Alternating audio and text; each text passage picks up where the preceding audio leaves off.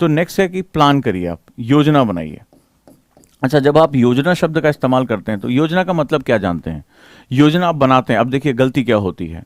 तो जब मंजर का वीडियो आएगा तो आप देखना कि प्लानिंग का मतलब क्या होता है। प्लानिंग उसने अपने जो है वो सेकंड फ्लेरियल के बाद बनाई, जब वो 2 साल तक लगातार बिल्कुल ही डिप्रेशन वाले फॉर्म में जाके कि मेरे से नहीं हो पा रहा है, वहाँ से कैसे आगे जाना। अब देखो, प्लान हम बनाते हैं दो तरह के। हम एक तरह से बोलते हैं जीतने के लिए, फॉर विनिंग।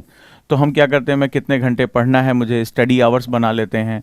फिर हम प्लान बनाते हैं कौन कौन सी बुक्स हमें पढ़नी है, फिर हमें नोट्स कैसे बनाने हैं। यही तो प्लान करते हो, कितने आवर का टाइम टेबल होना चाहिए, ये सब आप प्लान करते हो। लेकिन प्लानिंग का एक और मतलब होता है, जब आप इनकी कॉमनली इंटरव्यूज़ इनके सुनोगे, अगर सही तरीके से अगर टीचर इंटरव्यू प्रस्तुत कर देता है और वो अपने स्टूडेंट के मन की बात बाहर निकाल देता है, तो आप करोगे प्लानिंग कि आप सबसे पहले जो प्लानिंग आपकी होनी चाहिए, how will I face failure. सबसे पहले प्लानिंग होनी चाहिए, फेलियर को कैसे फेस करोगे। फेलियर इस एग्ज़ाम में एक बहुत इंटीग्रल पार्ट है, और ज़्यादातर लोगों आप देखोगे वो आपसे यही कहते दिखेंगे, परसिस्टेंट रहो, लड़ने की आदत डालो। सबसे पहले फेलियर को प्लान करो कि अगर मेरे हिस्से में नहीं आया तो मैं इस समाज के दबाव, फाइनेंशियल दबाव, सोशल प्रेशर यानी कि सामाजिक दबाव, इनको कैसे डील करूंगा सबसे पहले, और अपने आप को मजबूत करो। दूसरा जो प्लानिंग होगी, सेकेंड प्लानिंग जो होती है वो आपकी होती है अपनी लैक्स, अपनी कमियों। मेरी बात को बड़ी ध्यान से समझना, अपनी कमियों की एक लिस्ट बनाओ। हम हमेशा अपनी अच्छाइयों की लिस्ट बनाते हैं, कमियों की लिस्ट बनाओ, और उन कमियों की लिस्ट, और डिटेल लिस्ट होनी चाहिए, पॉइंट्स, मेरे क्या दिक्कतें हैं, सारी कमियों की लिस्ट बनाओ। मैं ज़्यादा देर तक पढ़ नहीं पाता, डिसोरिएंटेड हूँ, दोस्तों की सर्किल बहुत बड़ा है, राइट। और आपने अगर देखा होगा, सेकेंड टॉपर ने कहा टीवी नहीं देखा 4 साल से, XYZ दुनिया भर की बातें हैं जो आपको समझनी पड़ेगी। एक्चुअली में क्या होता है, ये जो एग्ज़ाम होता है, जब आप कमियों को जानना शुरू करोगे, ये एग्ज़ाम सेक्रीफाइस मांगता है, ये त्याग मांगता है। और ये त्याग आपकी जितनी बड़ी आप रैंक चाहते हो कि अब मेरी रैंक कितनी बड़ी हो, इनमें से बहुत से तोड़ देने वाले मेहनत इन्होंने की थी, ठीक है, उतना ही सामाजिक दबाव सहा था। क्योंकि आप लोग तो सिर्फ फोटो देख रहे हो, आप लोग तो सिर्फ इनको चमकते हुए देख रहे हो, इनके पीछे का जब ये स्टूडेंट के रूप में पैजामा पहन के जो है, और टी शर्ट पहन के पुरानी गंदी सी और पढ़ाई कर रहे होते हैं, ठीक है, और ये जब कोहनियों ऐसे रखे रख के जब दर्द हो जाती है, ये आपने नहीं देखा है अभी, वो हम जानते हैं, ठीक है। तो वो उसी तरह से परेशान, पता नहीं इस बार होगा कि नहीं होगा, घबराहट हो रही है, डर लग रहा है, नहीं अच्छा होगा, लेकिन कह रहे हैं तो हाथ कांप रहा है। तो वो आपने नहीं देखा है, तो वो फेज वही बताने की आपको कोशिश कर रहा हूँ, वो चीज़ बताने की कोशिश कर रहा हूँ जो एग्जैक्टली आपको चाहिए। तो दूसरी जो चीज़ है वो कमियों की लिस्ट बनाओ, और इन कमियों की लिस्ट बहुत डिटेल लिस्ट होना चाहिए, एकदम माइक्रो लेवल एनालिसिस। शांत होकर चुपचाप कमरे में बैठो और अपनी कमियों को आइडेंटिफाई करो। आपको बोलने में दिक्कत है, आपको इसमें पता है एक रिजल्ट इसमें ऐसा है, मैं जब आपको दिखाऊंगा, अगर मैं आपसे कहूँ कि वो स्टैमर हकलाते हैं, तो आप विश्वास नहीं करोगे, सिलेक्शन हो चुका है और पकड़ नहीं पाओगे। और उनको ज़्यादातर लोगों ने कहा कि तुम्हारे बोलने में दिक्कत है, लेकिन एक बेसिक थेरेपी, एक बेसिक जो है प्रैक्टिस की वजह से आप अंदाज़ा भी नहीं लगा पाओगे कि ये व्यक्ति स्टैमर करता है। तो आदमी अपनी कमियों पर काबू पाता है। इतना लो कॉन्फिडेंस, सर सब लोग कह रहे हैं नहीं हो पाएगा, दिक्कत है बोलने में, करो, चुपचाप करो, कॉन्फिडेंट रहो और देखो कैसे होगा। तो चीज़ें जो होती हैं वो सबसे पहली इंपॉर्टेंट ये होती हैं कि आप अपनी कमियों की लिस्ट बनाइए, और इनमें से ज़्यादातर लोगों ने ये किया है, ठीक है। ये इसमें कोई भगवान नहीं है, ना इसमें कोई खुदा है, इसमें सभी ऐसे थे जो आपकी तरह ही परेशान रहते थे, आपकी तरह ही टेंशन रहते थे कि पता नहीं होगा या नहीं होगा। लेकिन जब आप कमियों की लिस्ट बना लेते हैं, तो अब आप इन पे अपने आप से एक वादा करिए। इन सभी ने एक वादा किया, एक लिस्ट बनाया कि मैं इन कमियों पे काबू पाऊंगा, इन कमियों को दूर करूंगा, और मुझे जो ड्रीम्स देखने हैं वो मैं पूरे करूंगा। क्योंकि ये कमियां उनको आगे ले जाने से रोक रही हैं, ये कमियां उनको जो है वो ग्लिच कर रही हैं। आप में से ज़्यादातर लोग ईमानदारी से दिल पर हाथ रख के करिएगा कि कितने लोगों ने इस तरह की प्लानिंग की है कि मैं स्टडी इतने घंटे करूंगा, बुक इतने घंटे पढ़ूंगा, नोट्स इतने बनाऊंगा। लेकिन ईमानदारी से माइक्रो लेवल डायरी में बैठ के उसमें थोड़ा सा समय लगाकर कितने लोगों ने अपनी कमियों की लिस्ट बनाई, और हर दिन जब आप सुबह उठते हैं तो आज मैं अपने अंदर से एक कमी को रिमूव करूंगा, आज इस दूर करूंगा। चाहे मैं सुबह नहीं उठ पाता, देर तक डिसोरिएंटेड रहता हूँ, सोशल मीडिया पे रहता हूँ बहुत ज़्यादा, चैट्स बहुत ज़्यादा करता हूँ, ज़्यादा देर बुक नहीं पढ़ पाता हूँ, हाथ पैर जो है वो थकान होने लगती है, डिसोरिएंटेड हो जाता हूँ, डेली रेगुलर आंसर राइटिंग नहीं करता, बहुत सी ऐसी कमियां हैं। आपको अपनी अंतरात्मा से पता होगा। ये सभी अपने आप से क्वेश्चन पूछते थे। कितने लोगों ने ईमानदारी से बताइए कि आप लोगों ने प्लानिंग में ये वाला काम ज़्यादा किया है या ये वाला काम ज़्यादा किया है? प्लीज़ मुझे बताएं, मुझे आज ईमानदारी से बताइए। मैं आपको वो चीज़ बताने जा रहा हूँ जो शायद टॉपर्स भी नहीं बता पाएंगे, क्योंकि ये वो नहीं बता सकते। जब आप सक्सेस हो जाते हैं तो आप केवल चमकती चीज़ों के बारे में बात करते हैं, और आप चाहते हैं, ये बहुत ह्यूमन टेंडेंसी होती है, जब आप सक्सेस हो जाते हैं तो आप बोलते हैं कि मैंने ये किया, मैंने वो किया, I just read that particular books X Y. लेकिन एज अ टीचर मैं जानता हूँ कि बहुत कम होते हैं, या बहुत कम टीचर रिप्रेजेंट कर पाते कि मैंने कैसे अपनी लड़ाई लड़ी, मैंने कैसे अपनी कमियों को कहा। जैसे अभी ज़्यादातर बच्चे मुझसे पूछ रहे हैं, अब देखिए, अब मैं आता हूँ आपकी बात पे, इसका हिंदी माध्यम वालों का सिलेक्शन नहीं होता, और एग्जैक्टली ऐसा है। रीज़न क्या है ये समझो। आप लोगों को सबसे बड़ा क्वेश्चन आपका आ रहा है, पूरा मैंने देखा सोशल मीडिया पे, यूट्यूब पे यही सब चल रहा है कि हिंदी माध्यम असंतुष्ट है, फलाना ठिकाना, दुनिया भर की चीज़ें। मानते हो? अच्छा, और मेरी अगर तुम्हें पुरानी वीडियो भी तुमने देखी होगी, लास्ट 2 साल से मैं कह रहा हूँ कि यूपीएससी भाषा का एग्जाम नहीं है, it is not exam of language, it is exam of knowledge. अब आपकी जो सर्विस है वो आपको नेशनल और इंटरनेशनल लेवल पे आपको रिप्रेजेंट कराएगी। मैं यहाँ जो बात कर रहा हूँ, मैं इसमें से व्यक्तिगत बहुत कैंडिडेट को जानता हूँ जो एग्जैक्टली उतनी बढ़िया इंग्लिश नहीं बोलते हैं।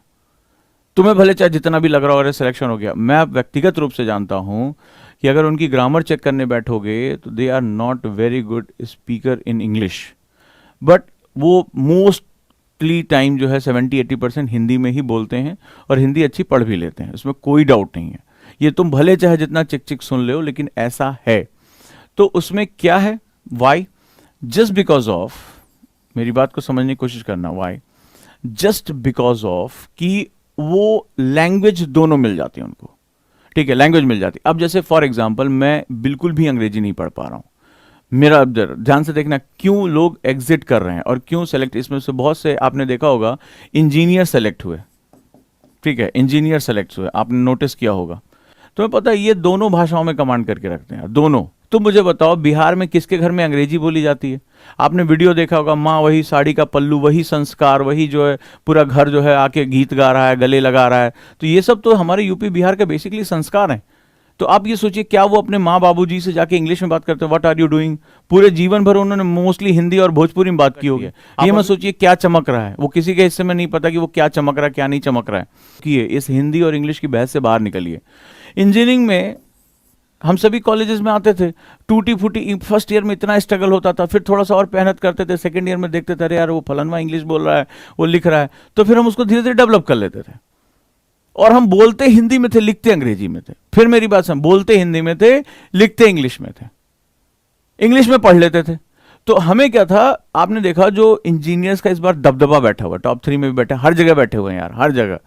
तो रीजन एक तो नंबर ऑफ इंजीनियर्स हमारे यहाँ देश में बहुत अच्छे प्रोड्यूस हो रहे हैं, अब वो लाइन पे भी लगे हुए। इनमें ऐसा नहीं कि जो अभी साल निकले वही है, इसमें 2 साल 3 साल 4 साल इनकी इंजीनियरिंग हो चुकी है, आप देखोगे इसमें। तो यहाँ पर जो है वो आप एक बहुत महत्वपूर्ण बात देखोगे कि ये, मान लो मुझे अंग्रेजी नहीं आती, मेरी कमी है कि मुझे अंग्रेजी नहीं आती है।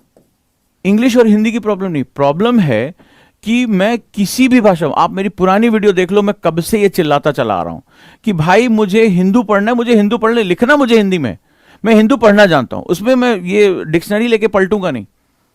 तो मैंने इनसे कहा कि बेसिक 500 रुपए में इन्होंने क्लास शुरू की, और कई बच्चों ने कहा अरे सर इंग्लिश सिखा रहे हैं, वो हिंदी वालों को बरगला रहे हैं। अब जवाब दो, मेरा वक्त तो आ गया, अब तुम मेरा जवाब दो, अब जाओ लड़ो यूपीएससी से। यूपीएससी से क्या, सिस्टम से कौन लड़ा है? एक यूपीएससी एक तंत्र है, वो तुम्हें नहीं पहचान रहा है कि तुम हिंदी के हो, तुम इंग्लिश के हो।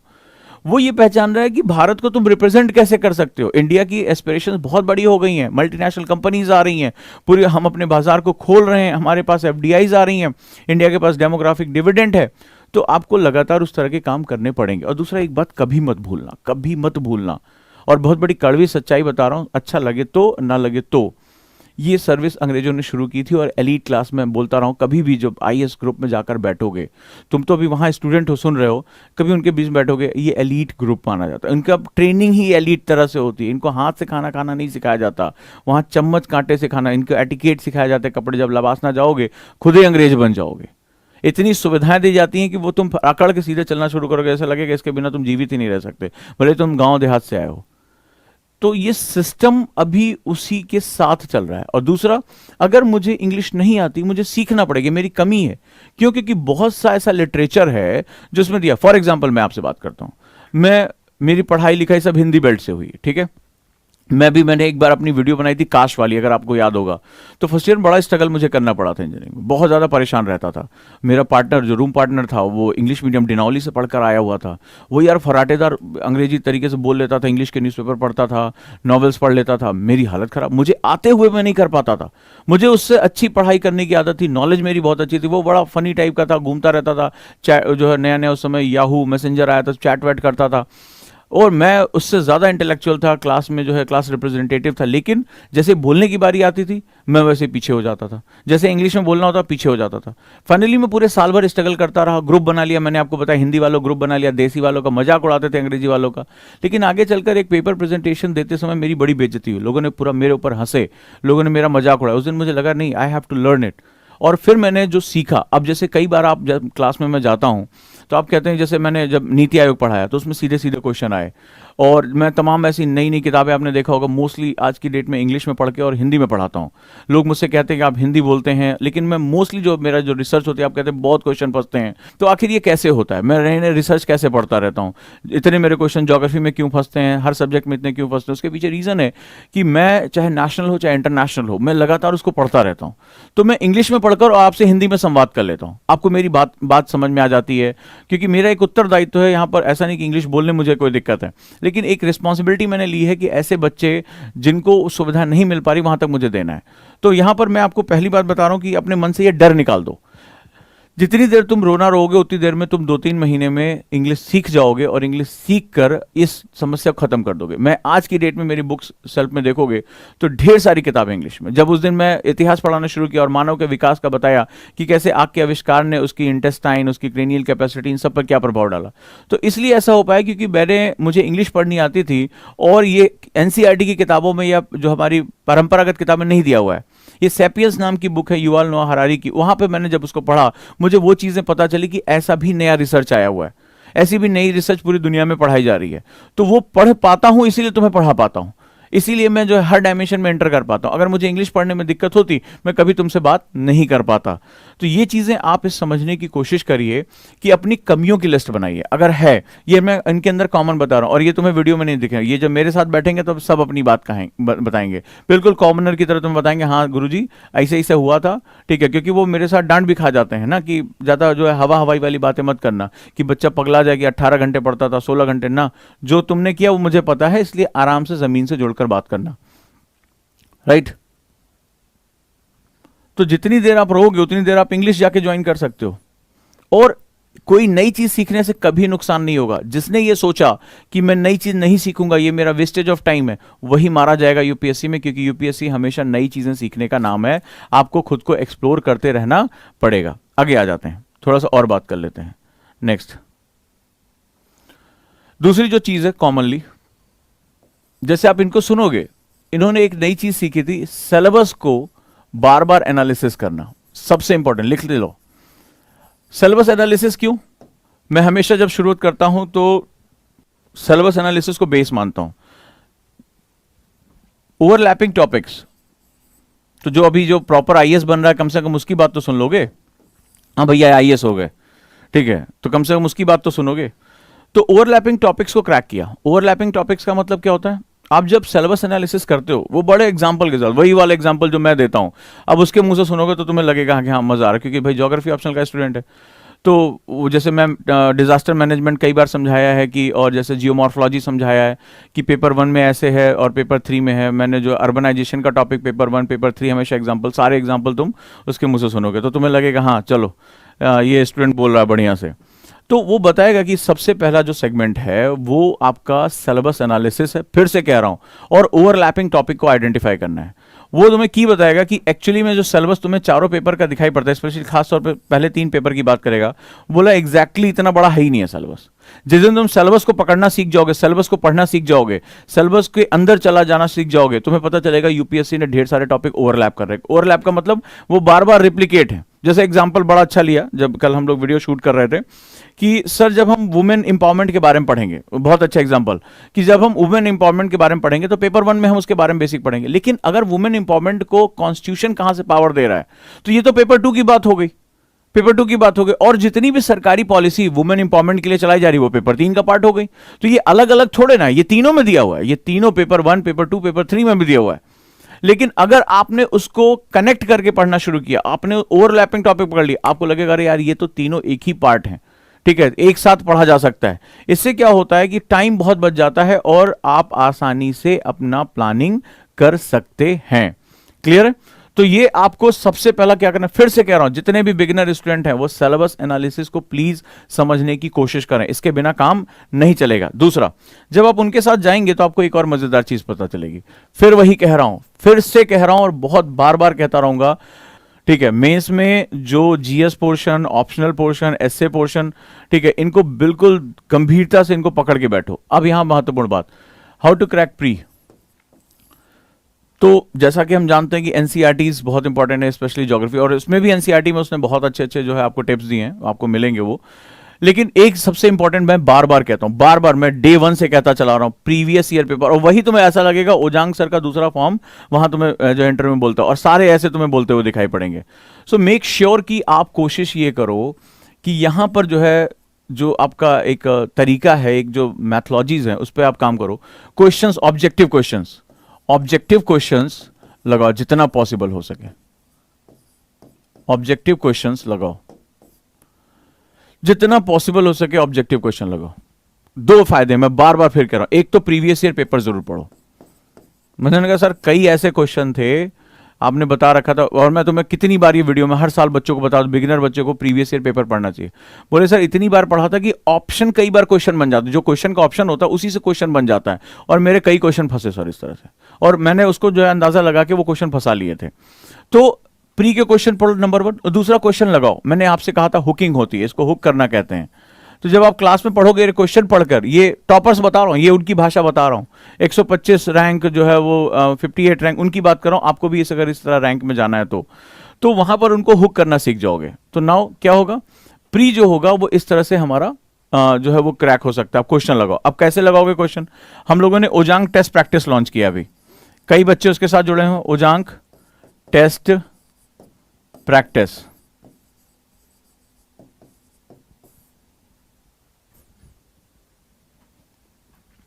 ओजांग टेस्ट प्रैक्टिस। तो ओजांग टेस्ट प्रैक्टिस आप अभी भी जाएं, गूगल प्ले स्टोर पर डाउनलोड करें, ओटीपी के नाम से ओजांग टेस्ट प्रैक्टिस, और वहां पर हमने ढेर सारे क्विज डाल रखे हैं, ढेर सारे क्वेश्चन है। आज से इसको अपना एक हिस्सा बना लो कि मुझे 10 ही क्वेश्चन पढ़ने, उसमें 10-10 क्वेश्चन के मैंने क्विज डाल रखे हैं, 10-10 क्वेश्चन ऑनलाइन फ्री है, जाओ इसको पढ़ो। इसको लॉन्च भी कर दिया है, और ओटीपी को जो है बहुत जाने मानी सामाजिक कार्यकर्ता के हाथ से अभी डाउनलोड भी करा है, तो आप लोग इसको अभी जाकर डाउनलोड कर सकते हैं, ओजांग टेस्ट प्रैक्टिस, और प्रैक्टिस करो क्वेश्चंस की। इसमें काफी क्विजेस दिए हुए हैं, इनकी प्रैक्टिस करो। डेली एक आदत डालो कि 10 क्वेश्चन तो पढ़ने ही पढ़ना है। अब जैसे कई बच्चों ने कहा कि सर अभी तो हमने पढ़ा नहीं, तो हम क्वेश्चन करेंगे। सबसे पहले समझो इस बात को, अगर प्री निकालना है तो झटके में प्री निकालना है, सबसे ज्यादा छटाई यहीं पर होती है, ध्यान रखना। तो इसमें तुम्हें क्या करना पड़ेगा, जब क्वेश्चन को रीड करो, क्वेश्चन को रीड करो, पढ़ो। जब क्वेश्चन को रीड करते हो तो क्या होता है, क्वेश्चन की लैंग्वेज समझ में आती है। मान लो तुमने कुछ भी पढ़ा, आज बुद्ध के बारे में पढ़ा, जैन के बारे में पढ़ा, तो यहां पर क्या होगा, क्वेश्चन को रीड करोगे, तो रीड करने के साथ साथ तुम जब क्लास में जब बुक पढ़ोगे या नोट्स पढ़ोगे या टीचर जब तुम्हें पढ़ाएंगे, तो तुम्हें वो रिमेंबर हो जाएगा, याद कर जाएगा, वो हुक कर जाएगा कि अरे यार मैंने क्वेश्चन पढ़ा था, इस पर मुझे अटेंशन लेवल बढ़ाना है, मुझे ध्यान देना है। ध्यान रखना, अगर ये नहीं कर पाते हो तो बहुत दिक्कत होगी। अब किसी बच्चे ने, देखो बच्चे ने क्वेश्चन कैसे पूछा है, ऑब्जेक्टिव लगाओ, मतलब ऑब्जेक्टिव क्वेश्चंस। ऑब्जेक्टिव का मतलब क्या होता है, दैट मीन्स जो, अब बताइए ऑब्जेक्टिव क्वेश्चन के बारे में आपको नहीं पता, जो आपके प्री के क्वेश्चंस होते हैं। तो देखिए अब यही समस्या है, अब मैं ऑब्जेक्टिव वर्ड यूज कर रहा हूं और आप इसका मतलब नहीं समझ पा रहे हैं, तो आपको इंग्लिश की पहले क्लास सबसे पहले ज्वाइन कर लेनी चाहिए, और कोई क्लास आप ज्वाइन करें या ना करें। अब इतनी कॉमन चीजें भी अगर आपको नहीं समझ में आ रही है, तो आप सोच के देखिए कि अभी आगे बहुत से ऐसे वर्ड्स होंगे जो लगातार यहां आएंगे। सबसे पहले आज बैठो और अपनी कमियों की लिस्ट बनाओ। पहला और मोस्ट इंपॉर्टेंट बात बता रहा हूं, पहला और मोस्ट इंपॉर्टेंट बात कर रहा हूं, इसमें से ना कोई खुदा है ना कोई भगवान है, इसमें सभी इंसान है। तुम भी इंसान हो, वो भी इंसान है, तुम्हारे ऊपर जो दबाव उनके ऊपर बिल्कुल मत करना। और सबसे मैंने क्वेश्चन पूछा है कि जब तुम परेशान रहे, जब तुम फ्रस्ट्रेट हुए, तो तुमने लड़ाई लड़ी कैसे। अब आगे मैं बता रहा हूं, जो बताता जा रहा हूं, लिख लोगे तुम इनकी तरह आ जाओगे, और नहीं लिखोगे तुम अपनी दुनिया में जाओ, हम अपनी दुनिया में चलते हैं, कोई बात नहीं है। तो आज तुम्हें तय करना है, आज तुम्हें क्या करना है, तय करना है कि अपने जीवन को कौन सा रास्ता दोगे। आज तय कर लो, और आज जो तय करोगे और आज ही तय करोगे, कल फिर नए भ्रम पैदा हो जाएंगे, कल फिर कोई नई चीजें पैदा हो जाएगी। आज तय कर लो कि तुम्हें कैसे तैयारी करनी है।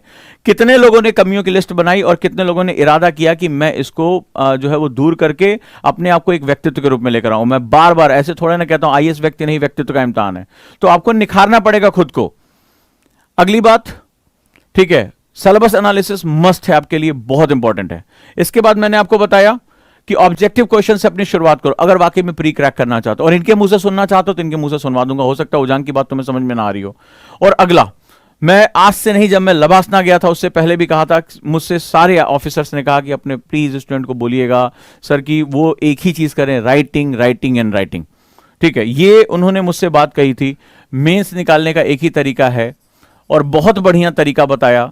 ठीक है, इसमें जब आप इनकी वीडियो देखोगे बहुत मजेदार तरीका बताया। वही इस बार तो मेंस के बैच में लेकर आ रहा हूं, जो अभी मैं बैच पढ़ा रहा हूं, जो जिसको मैंने शुरू किया 2022, वही सारी प्रैक्टिस लेकर आ रहा हूं। मैं तो ढूंढता रहता हूं कि भाई ये क्या कर रहे हैं जो मेरा हर स्टूडेंट करके निकाल सकता है। और उन्होंने कहा राइटिंग राइटिंग राइटिंग, बोले लिखो। मंजर का नहीं हुआ पहली बार, तो उसने क्या किया, फ्रस्ट्रेट तो रहा, अपनी कमियों को आइडेंटिफाई किया, देखा कि पढ़ तो उसने लिया लेकिन लिखना उसको नहीं आता उतने अच्छे से। लिखना शुरू किया। जब फर्स्ट मंथ उसने लिखा तो बहुत फ्रस्ट्रेट रहा, बोला सर मुझे लग रहा है मैं इतना वाहियात लिखता हूं जिसकी कोई हद नहीं। तो कहा लिखो, कोशिश करते रहो, तरीके ढूंढो उसमें। और 1 से 1.5 महीने बाद, जैसे मैंने आपको डायरी राइटिंग बताई, तो यहां पर मैंने कहा कि सिंपल चीजें लिखो, बहुत घबराओ नहीं कि मुझे बहुत बड़ा नॉलेज है, बहुत बड़ी चीजें हैं। लेकिन आप जब लिखने की प्रैक्टिस करते हो तो धीरे धीरे आपकी चीजें सरफेस पे आनी शुरू हो जाती हैं, और 1.5-2 महीने बाद आपको अपना इंप्रूवमेंट देखना शुरू हो जाता है। तो आपसे मेरा निवेदन है, आप अगर आंसर नहीं लिख पा रहे हो तो डायरी लिखो यार। ठीक है, डायरी लिखो, ये कराया है मैंने, बता रहा हूं। 2 पेज डायरी लिखो, आज दिन कैसा रहा, तुम्हारी कमियां क्या हैं, तुमने क्या इरादे किए, आज ओजांग सर की क्लास में क्या सीखा। ठीक है, कौन सी ऐसी चीज को तुम पॉजिटिव कैटेगरी में रखोगे, जिसको नेगेटिव कैटेगरी में रखोगे।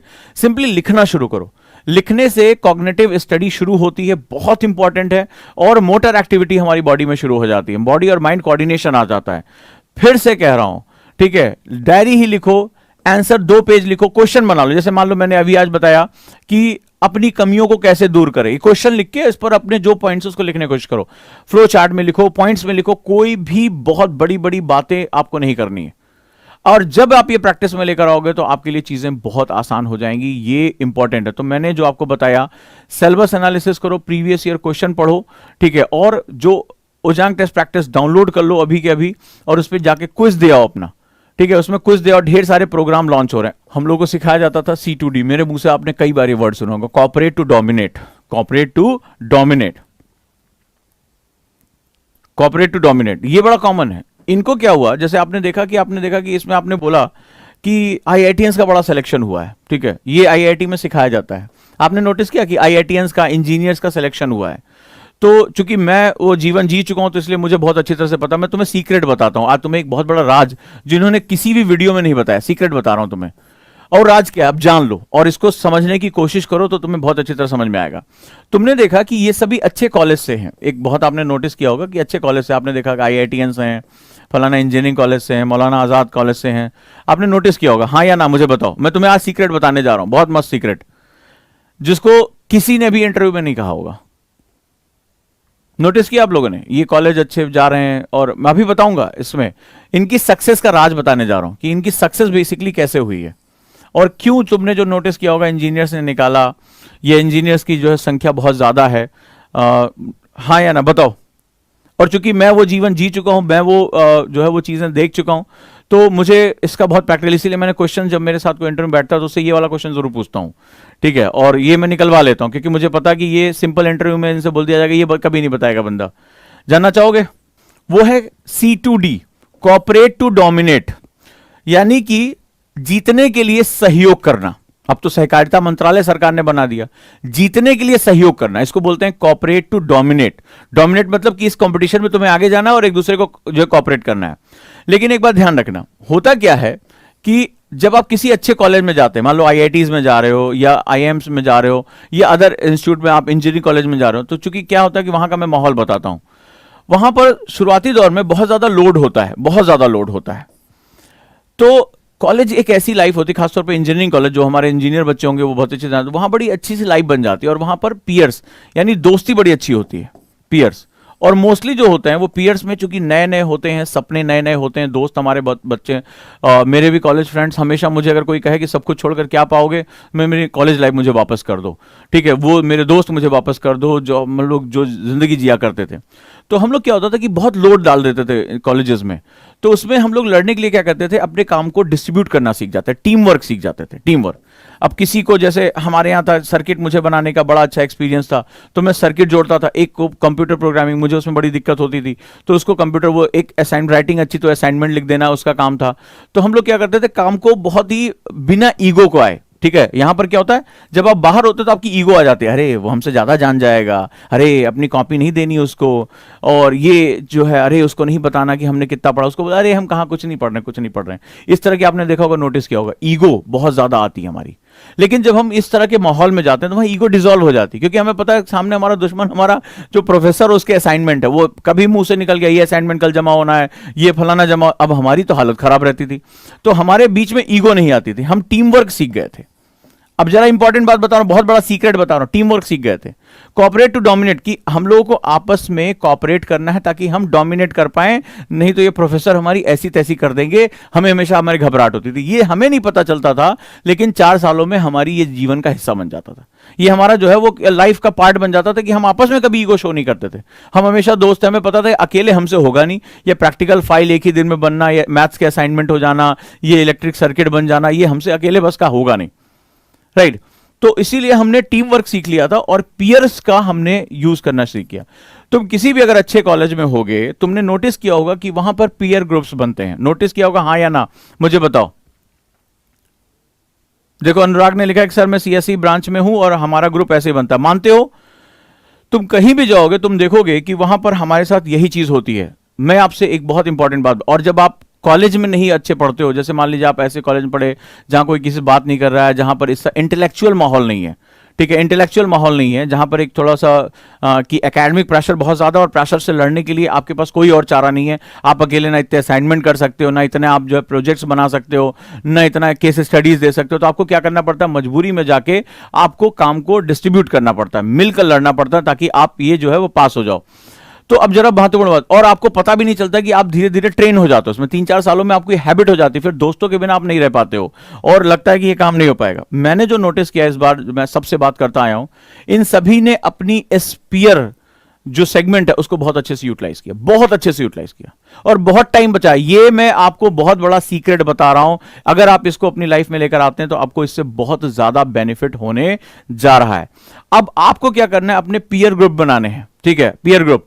तो पीयर ग्रुप जो है वो जब आप बनाते हैं तो वहां पर अगेन जो क्या होता है कि आपको काम को रिडिस्ट्रीब्यूट करना पड़ता है। मान लीजिए मैंने 2 आइडिया आज पढ़ा और मैंने आंसर लिखा, आपने कुछ क्वेश्चन लिखा, आपने एक आइडिया लिखा, मेरा एक और दोस्त है उसने भी एक नया आइडिया लिखा जो मेरे पास नहीं। अब हमने क्या किया, आपस में शेयर कर लिया, ठीक है, कि एक आइडिया तुम्हारा, एक आइडिया मेरा, और एक आइडिया। अब मेरा का क्या हुआ, अगर मुझे ये 4 आइडिया पढ़ने होते तो मुझे डबल टाइम लगाना पड़ता, लेकिन टाइम तो मेरे पास कम है, तो एक आइडिया मैंने उससे ले लिया, एक आइडिया मैंने उससे ले लिया, मेरे पास जो मेरे आइडिया बढ़ गए।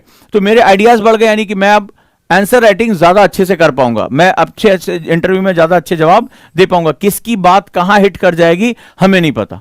तो यहां पर जो है पीयर ग्रुप जो होते हैं, एक बहुत ही इंटेलेक्चुअल ग्रुप होता है, जहां पर अपनी ईगो को डिसॉल्व करके, यही सबसे बड़ा दुश्मन होता है दोस्ती में।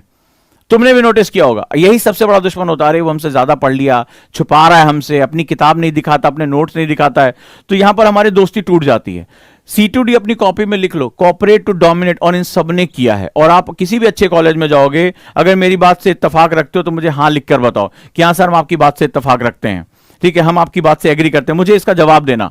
जो लोग भी अच्छे कॉलेजेस में है या जिनके अच्छे पीयर इंटेलेक्चुअल, बकैती ग्रुप नहीं, ये बकैती ग्रुप नहीं, इंटेलेक्चुअल ग्रुप है, जहां पर वो जब बैठते हैं डिसिप्लिन के साथ 1 घंटे 1.5 घंटे, और जैसे कॉलेजेस में कहते हैं ना कि फटी पड़ी है यार, अभी निकलना नहीं तो प्रोफेसर हमारी ऐसी तैसी कर देगा। तो ये कॉलेज में जब लैंग्वेज यूज करते हैं इस तरह से, तो वो क्या होता है कि वो मिलकर काम, मजबूरी हो जाती है। हमने किया, कई बार हमने ये जीवन जिया है, और उसमें हमारी बॉन्डिंग इतनी मजबूत हो जाती, जब हम जब जीत के निकलते थे, उस प्रेशर से निकल जाते थे प्रोफेसर के पूरे दबाव से, तो इतना लगता था कि हाँ इतना इंजॉयमेंट, इतना खुशी, और एक दूसरे के साथ गले लगकर कि यार चल यार इस बार बच गए, इस सेमेस्टर बच गए, अगले सेमेस्टर देखा जाएगा।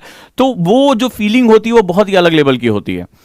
और अगर आप इसको अपनी पढ़ाई में लेकर आप आते हैं, और ये मैंने कॉमनली देखा है, सीरियसली कह रहा हूं, मैं जितने भी लोग हैं, आपसे बुक बता दिया बिपिन चंद्रा, तो तुम्हारे पास बिपिन चंद्रा नहीं है। एनसीईआरटी बता दिया, तुम्हारे पास एनसीईआरटी नहीं है। नोट्स तुम्हारे पास नहीं है। 24 घंटे तुम्हारे पास 24 घंटे नहीं है, तुमसे भगवान 12 घंटे छीन लेते नहीं, ऐसा नहीं है, सब कुछ कॉमन है। लेकिन कुछ ऐसे सीक्रेट्स हैं जो वो तुमसे बात नहीं कर पाते हैं, क्योंकि उनसे कोई क्वेश्चन पूछता ही नहीं है।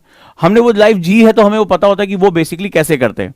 तो अब क्या करना है, आपको इंटेलेक्चुअल ग्रुप बनाना, लेकिन बात रहे इंटेलेक्चुअल, ईगो ग्रुप नहीं।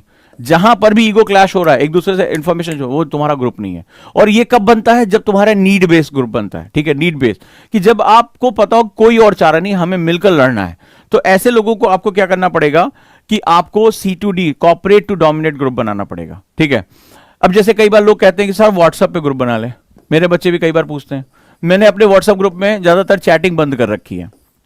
आप कहते हैं कि आप चैट का अलाउ नहीं करते, कई बच्चे मुझे नए नए आते हैं, बोले सर हमें आप इजाजत दे दीजिए, हम इसको ग्रुप करेंगे। जैसे ही वो व्हाट्सएप पे आते हैं, व्हाट्सएप तो एक ऐसी दुनिया है, देखो क्या होता है जब हम इस संबंधों में जाते हैं ना, तो एक दूसरे को जानते हैं, समझते हैं, एक दूसरे की क्या नेचर है, सामने हमारे होता है। इसमें कोई हमारे सामने नहीं होता है। तो व्हाट्सएप ग्रुप में केवल भसड़ होती है, मैं एग्री करता हूं, इसीलिए मुझे वो पसंद नहीं है कि व्हाट्सएप ग्रुप में केवल भसड़ होती है। किसी ने एक पोस्ट डाला, अरे बहुत अच्छा है, बहुत अच्छा है, वेरी गुड, नाइस, बहुत बढ़िया, वेरी गुड। दूसरा उसमें आगे, क्या तुम लोगों ने बेवजह मैसेज कर रखे हैं, डिस्टर्बेंस होती है, ऐसे लोगों को निकाल दिया जाना चाहिए। दूसरा उसका विरोध करता है, फिर उसको अपोज करने के लिए पहले वाले जो उटपटांग। फिर क्या होता है, बात जानी थी पढ़ाई पे और चली जाती है लड़ाई पे, बात जानी थी पढ़ाई पे चली जाती है लड़ाई पे। तुमने नोटिस किया व्हाट्सएप ग्रुप में यही भसड़ होती है। तुमने मुझसे शिकायत करते हो उजांग सर आप जो है वो कम्युनिकेशन ओपन क्यों नहीं करते, मैंने कहा जरूरत ही नहीं है। ठीक है, जरूरत ही नहीं है, वहां पर पढ़ाई नहीं लड़ाई होती है। जब तक हम एक दूसरे को व्यक्तिगत नहीं समझ पाते या इंटेलेक्चुअल एक कंट्रोल माहौल में हम नहीं करते, तब तक हमारे लिए वो एक दूसरे को अंडरस्टैंडिंग करना, पीयर ग्रुप में जाना बहुत मुश्किल होता है। तो इस तरह के ग्रुप बना। अब सवाल है कोविड टाइम पे आप ऐसा कैसे कर सकते हो। तो अगर आप OTP पे जाओगे, ओजांग टेस्ट प्रैक्टिस पे, तो आपने देखा होगा ओजांग टेस्ट प्रैक्टिस आप जब डाउनलोड करोगे, ठीक है, ओजांग टेस्ट प्रैक्टिस जब आप डाउनलोड करोगे तो आपको वहां पर फोरम मिलेंगे, वहां पर आपको क्वेश्चन दिए जाएंगे। मैं तुम्हारा दोस्त क्यों बनूं, मैं तुम्हारी दोस्ती कोई मुझे जाके किसी के जो है हड्डी तोड़नी है। मैं तुम्हारा दोस्त इसलिए बनना चाहता हूं या तुम मेरे दोस्त इसलिए बनना चाहते हो क्योंकि हम कॉमन प्रॉब्लम से लड़ रहे हैं। हमारा इंटेलेक्चुअल जो है वो एक संबंध होना चाहिए, एक जो है वो एक जिसे कहते हैं कि एक इंटेलेक्चुअल बुद्धिमत्ता वाला संबंध होना चाहिए, रिलेशनशिप होनी चाहिए।